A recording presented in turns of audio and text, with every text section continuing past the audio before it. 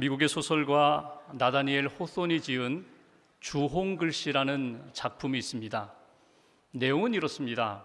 17세기 중엽 미국 동북부 뉴잉글랜드 지방에 재력과 미모를 겸비한 헤스터 프린이라는 여성이 살고 있습니다.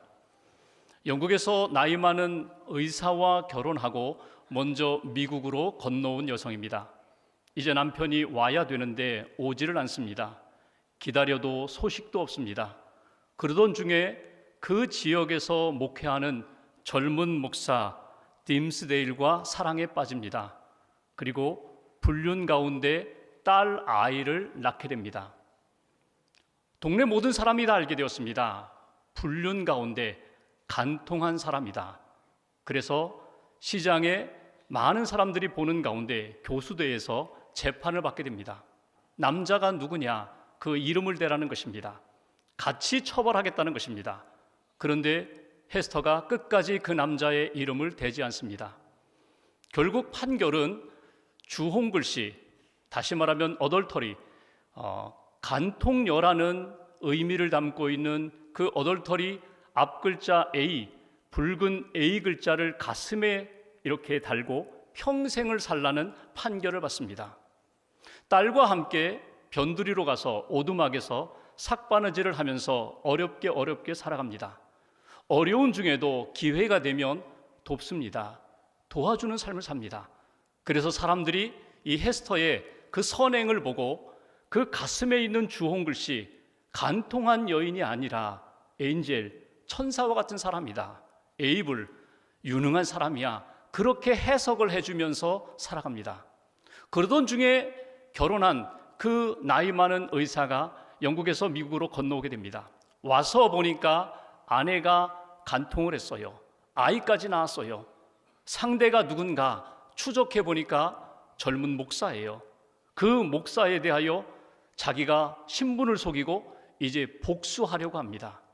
그 복수의 길이 점점 좁혀오는 가운데 그 젊은 목사 딤스웨일은 고민에 빠집니다. 힘든 시간을 보냅니다. 양심이 찌릅니다. 죄와 죄책감에 시달립니다. 이 죄책감으로부터, 죄로부터 자유함을 얻고자 금식도 해보고 철야도 해보고 고행의 길도 걸어봅니다. 그러나 마음의 자유와 평안이 없습니다. 몸은 점점 말라갑니다. 그리고 7년 만에 많은 사람들이 보는 앞에서 자기가 그 사람이라고, 자기가 그렇게 간통한 사람이라고 자기의 죄를 고백하고 쓰러져 죽습니다. 그 목사가 죽자 복수하고자 했던 그 칠링워스, 그 남편은 목적을 상실했습니다. 죽여야 되는데, 원수를 갚아야 하는데 자기 인생의 목적이 사라지자 그도 시들시들해지고 몸이 쇠약해지면서 결국 그 남자도 죽게 됩니다. 그리고 남은 헤스터와 그 딸이 살아간다. 그것이 바로 주홍글씨의 대략적인 이야기입니다. 이 작품 속에 세 가지의 죄를 우리는 발견하게 됩니다. 첫 번째 죄는 드러난 죄입니다. 헤스터처럼 간통하여 주홍글씨를 가슴에 달고 다니면서 모든 사람들이 손가락질할 수 있는 그렇게 드러난 죄가 우리의 삶 가운데 있습니다. 그런가 하면 숨겨진 죄도 있습니다. 아무도 모릅니다. 하나님과 나만이 압니다. 그런데 그 숨겨진 죄 때문에 힘들어합니다. 고통스러워합니다. 양심에 계속해서 찔림 때문에 어려움을 겪었던 그 젊은 목사 딤스데일의 숨겨진 죄가 있습니다. 그런가 하면 복수하고자 계속 혈안이 되어 있던 그 남편 칠링워스의 용서하지 못한 죄가 그 작품 속에 담겨져 있습니다. 여러분, 우리의 인생을 살아가면서 여러분들 안에는 어떤 죄가 있습니까? 드러난 죄가 있고 숨겨진 죄가 있고 용서하지 못한 죄가 우리의 삶 가운데 아직도 우리를 괴롭히고 있지는 않습니까? 현대시대 가운데, 현대시대의 특징 가운데 하나가 죄의 불감증 시대입니다. 죄를 지어도, 내가 죄를 지어도 죄책감을 잘 느끼지 못합니다. 다른 사람이 큰 죄를 지었다는 소식을 접하고도 그렇게 두렵고 놀라지를 않습니다. 죄에 점점 무감각해지는 그런 시대를 우리가 살고 있습니다. 정말 두려워하는 것은 무엇인가? 내가 죄 지을까 봐, 가까운 사람이 죄를 지을까 봐, 우리 모두가, 우리 공동체가 죄 가운데 들어설까 봐, 그것이 두려운 것이 아니라 내가 지은 죄가 드러날까 봐 그렇게 조마조마하며 두려워하며 사는 그런 시대를 우리가 살고 있습니다. 여러분은 하나님 앞에서 어떤 삶을 살고 계십니까? 하나님이 기뻐하시는 믿음의 길, 의의 길, 거룩의 길을 걷고 계십니까? 아니면 하나님이 원하지 않는 그 길을 걸어가며 죄의 길을 걸어가며 들통날까 봐, 이미 하나님은 다 알고 계시는데 그것이 드러날까 봐 그렇게 숨을 죽이면서 그렇게 살고 있지는 않습니까? 여러분 안에 있는 죄의 문제, 여러분 무엇으로 해결받을 수 있겠습니까? 이 죄와 죄책감의 문제에서 자유함을 얻는 길은 무엇이라고 생각하십니까?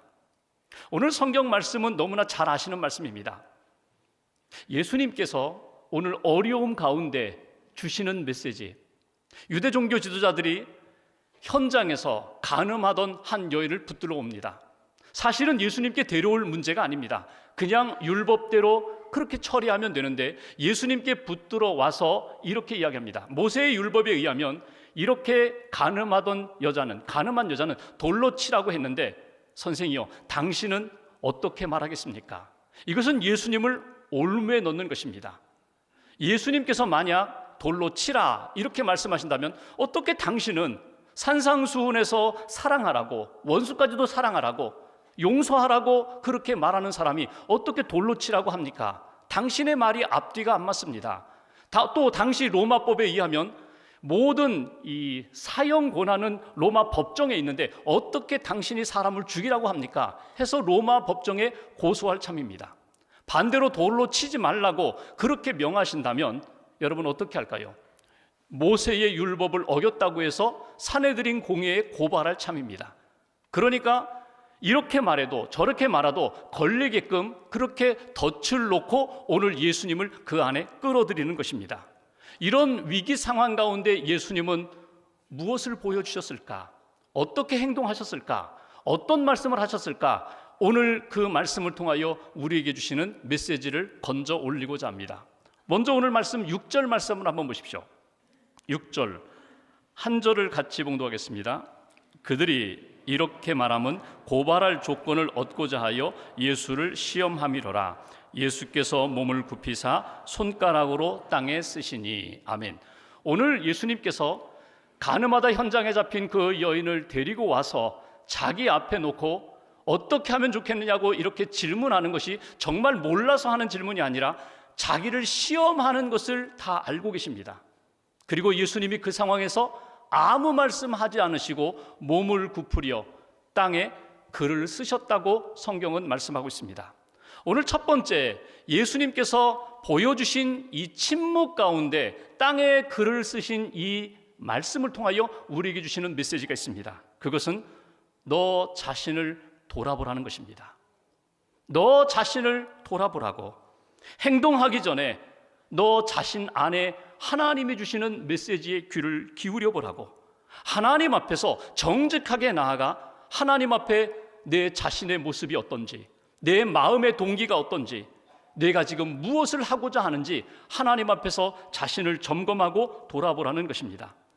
오늘 무엇인지는 모르지만 예수님이 침묵 가운데 글을 쓰시는 가운데 그들의 흥분된 마음, 격앙된 그 감정을 예수님께서 이렇게 다운시키셨습니다. 진정하라는 것입니다. 그리고 하나님 앞에서 너 자신을 돌아보라. 지금 예수님은 침묵하시면서 글을 쓰는 가운데 집단화되어 있는 그 사람들을 개별화시키십니다. 뭉쳐있는 그들 가운데 너희들이 이렇게 모여서 하나님 앞에서 하나님의 음성을 들으려고 하지 말고 하나씩 하나씩 개별적으로 하나님 앞에서 하나님의 음성을 들어보라고. 하나님이 오늘 나에게 무엇을 말씀하시는지 하나님 앞에서 1대1로 서보라고 그렇게 침묵하시면서 글을 쓰고 계십니다. 그러면서 정말 내가 이렇게 할 수 있는 사람인가? 내가 이렇게 해도 되는가? 지금 내가 하나님의 뜻에서 벗어나지는 않았는가? 너희 자신을 점검하라고 예수님이 말씀하십니다. 여러분, 침묵의 힘이 적지 않습니다. 또 침묵 가운데 나 자신의 감정을 추스리고 생각을 추스리고 믿음의 길을 추스리는 것, 이것은 너무나 귀하다는 것입니다. 여러분, 우리가 어떤 상황을 만날 때가 있어요. 나도 모르게 감정이 일어나고 나도 모르게 정죄하고 싶은 그런 말이 튀어나오고 싶은 그런 때가 있어요. 여러분, 그럴 때 어떻게 하시라고요? 나 자신을 돌아보라는 거예요. 나 자신을 점검하라는 거예요. 바울이 갈라디아 교회에 편지하면서 갈라디아서 6장 1절에 그는 이렇게 표현합니다. 내 자신을 살펴보아 돌아보아 너도 시험을 받을까 두려워하라.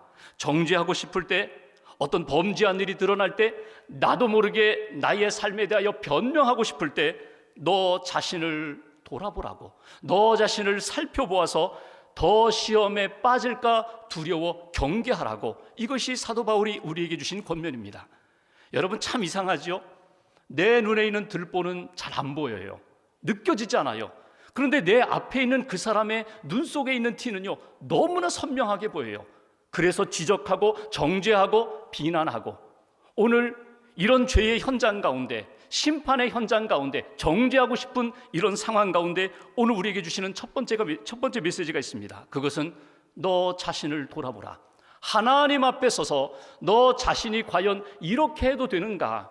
이런 말을 해도 되는가? 이런 감정으로 계속 나아가도 되는가? 하나님 앞에 너 자신을 점검하라. 이것이 오늘 말씀을 통하여 예수님이 우리에게 보여주신 첫 번째 메시지입니다. 두 번째 7절 말씀을 한번 보십시오. 7절 한 절을 같이 봉독합니다. 그들이 묻기를 맞이 아니하는지라 이에 일어나 이르시되 너희 중에 죄 없는 자가 먼저 돌로 치라 하시고, 너희 중에 죄 없는 자가 먼저 돌로 치라. 여러분, 이 말씀은 돌을 던지라는 말씀인가요? 돌을 던지지 말라, 던질 수 없다는 말씀인가요? 돌을 던지지 말라, 아니 그 누구도 돌을 던질 수 없다는 주님의 말씀입니다. 여기 죄 없는 자가 먼저 돌로 치라, 이 말씀의 의미는 오늘 우리에게 두 번째 메시지로 이렇게 다가옵니다. 주님께서 우리에게 원하시는 것, 너도 죄인임을 알라는 거예요. 이 땅에 있는 모든 사람들이 하나님 앞에 죄인인데 그냥 집단화시켜서 우리 모두가 죄인입니다, 인간은 다 죄인이죠, 인간은 다 연약하죠, 이렇게 집단화시키지 말고 하나님 앞에서 개인적으로 진실하게, 하나님 저도 죄인입니다, 하나님 저도 연약한 죄인입니다, 이렇게 고백할 수 있는 믿음의 사람이 되라는 것입니다. 오늘 현장을 한번 가보실까요? 오늘 현장에 여러 죄인들을 우리는 만나게 됩니다. 먼저 간음하다가 현장에서 붙잡혀온 여인, 드러난 죄인입니다. 변명할 여지 없습니다. 부인할 수도 없습니다. 현장에 붙들려 왔기 때문에, 현장에서 왔기 때문에 빠져나갈 구멍이 없습니다. 왜 이 여인이 이렇게 간음하게 되었는지 배경은 나타나 있지 않습니다. 그런데 성경 말씀을 읽는 가운데 이 여인의 상황을 우리가 추론해 볼 수 있는 한 단어가 나옵니다. 4절 말씀을 보실까요? 예수께 말하되 선생이여, 이 여자가 간음하다가 현장에서 잡혔나이다. 간음하다가 이 단어가 동사인데 강한 능동태가 아닙니다. 약한 수동태입니다. 그러니까 이 여인이 의도적으로 자기 마음에 간음의 현장으로 뛰어든 것이 아니라 어쩔 수 없어서, 힘이 없어서, 가난해서, 상황이 불가피해서 간음의 현장에 갈 수밖에 없는 그런 상황이 되었다고. 그리고 이렇게 현장에서 붙들려 온 이 여인, 얼마나 수치와 모욕을 겪게 되었는가. 3절을 보십시오. 3절 서기관들과 바리새인들이 음행 중에 잡힌 여자를 끌고 와서 가운데 세웠다. 여기 잡혀왔다, 끌려왔다, 가운데 세우게 되었다. 조롱을 받습니다. 부끄러움을 당하게 되는, 다 드러낸 그런 죄가 있습니다. 여러분, 우리 인생을 살아가면서 물이 엎질러질 때가 있어요. 내 인생에 담겨있는 물이 엎질러졌어요. 내가 쏟으려고 한 것이 아니라 실수로 또는 잘못해서 상황이 그렇게 되어서 내가 실수할 때가 있어요. 다 드러났습니다. 아무개 이런 죄를 지었대, 아무개 이런 실수를 지었대. 망신을 당합니다. 부끄러움을 당합니다. 돌이키고 싶어도 돌이킬 수 없는 그런, 여인이 음행 중에 잡혔던 것처럼 그런 부끄러운 그 죄, 수치스러운 상황을 만날 때가 있어요. 다 드러난 죄입니다. 근데 이 죄만 있습니까? 아닙니다. 유대 종교 지도자들의 죄가 있어요. 그들은 겉으로 보기에 전혀 죄인이 아닙니다. 그런데 그들은 가면을 쓰고 있어요. 하나님이 보실 때 위선적이에요. 특별히 오늘 이 여인을 데려와서 예수님을 묻는 동기가 무엇입니까? 정말 이 여인을 쳐야 되나 말아야 되나 그것이 궁금해서가 아니라 예수를 잡아 죽이려고 하는 시기와 질투 때문에 어떤 방법을 동원해서라도 예수를 죽이고자 하는 악한 동기가 그들 마음 가운데 숨겨져 있다는 것입니다.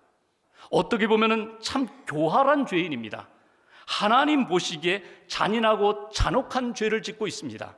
그러나 또 그것뿐입니까? 군중들을 보실까요? 손에 다 돌 하나씩 들고 있어요. 오케이 사인만 나면 이 돌로 저 여자를 쳐서 죽일 기세입니다. 그런데 여러분 보십시오.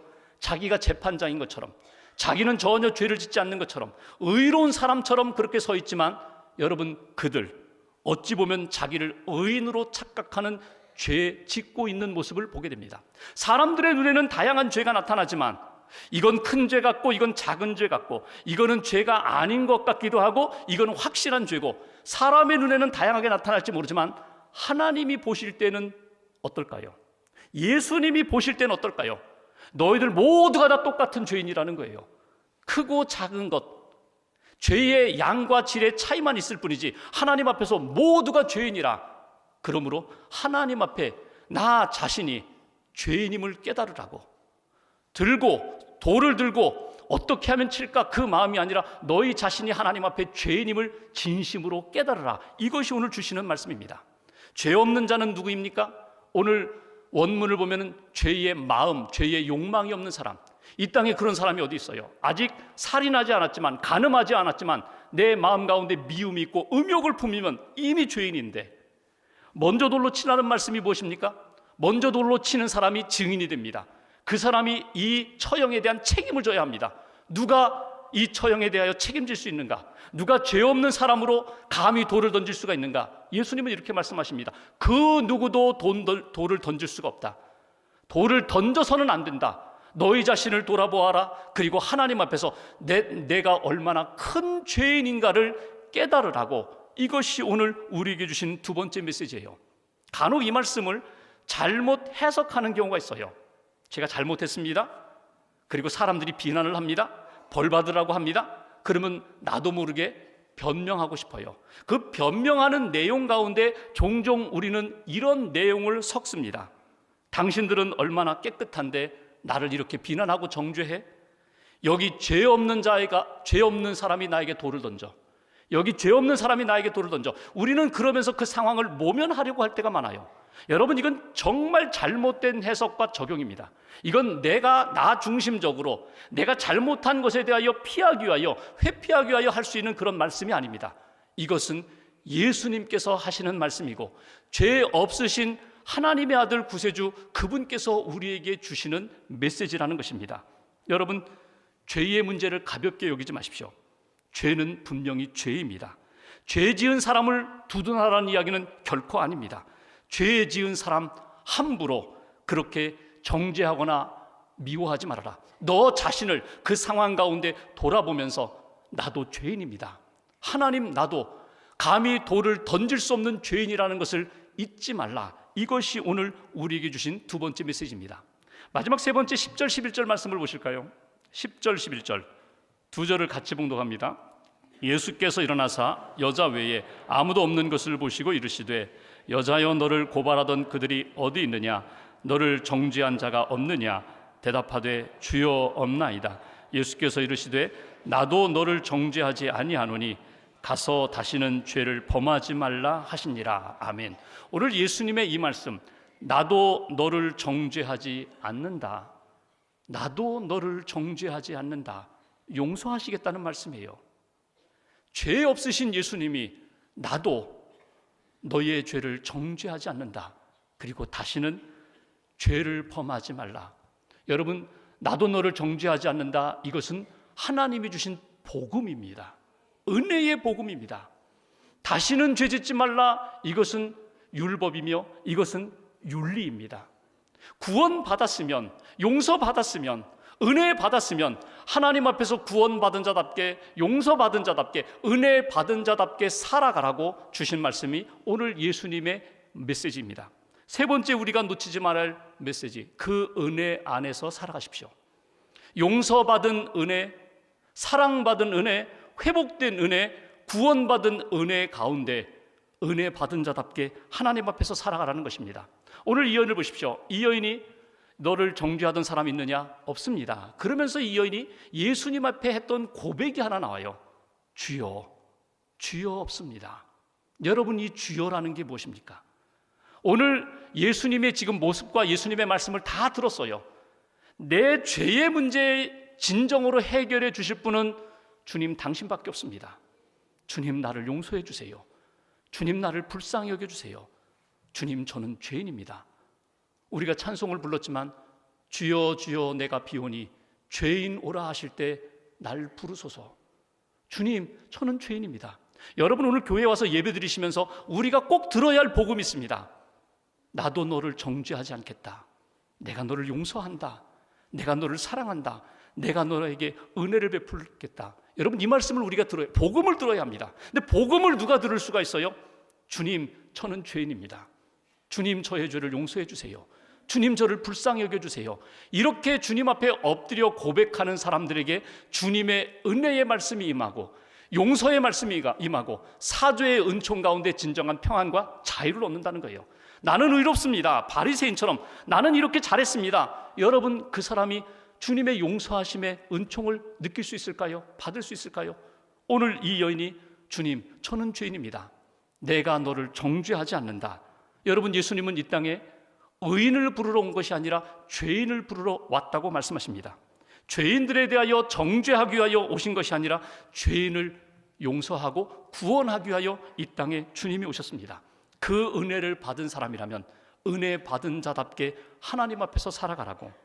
여러분, 이 말씀을 우리의 삶에 적용한다면 오늘 이 시간 우리는 어떻게 적용할 수 있을까요? 내가 지금 서야 할 자리는 어디일까요? 군중의 자리?